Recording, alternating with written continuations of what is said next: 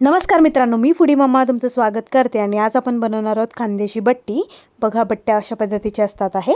त्यासाठी आपल्याला कणिक लागणार आहे, जी जाडसर दळून घेतलेली आहे. त्यात आपण बेसन घालणार आहोत, तिखट घालणार आहोत, हळद घालणार आहोत, थोडं मीठ घालणार आहोत, जिरे घालणार आहोत आणि ओवा घालणार आहोत. थोडंसं तेल टाकून आपण त्याला मळून घेणार आहोत. त्यात आपण थोडी साखर पण घालणार आहोत चवीपुरतं आणि थोडं मिक्स करून त्याला मळून घेणार आहोत. एका साईडला मी पातेल्यात पाणी ठेवलेलं आहे छान पद्धतीने असं गरम करायला आणि त्याला छान उकळू देणार आहोत आणि अशा घट्टसर आपल्याला गोळा करायचा आहे आणि हे गोळे आपल्याला या पाण्यामध्ये शिजू द्यायचे आहेत.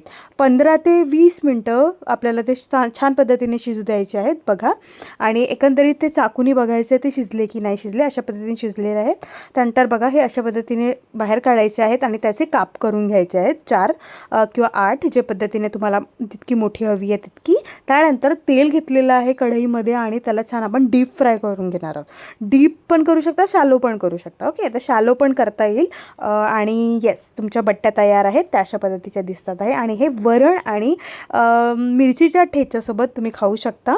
खूप उत्तम लागतात चवीला. Okay, enjoy. थँक्यू.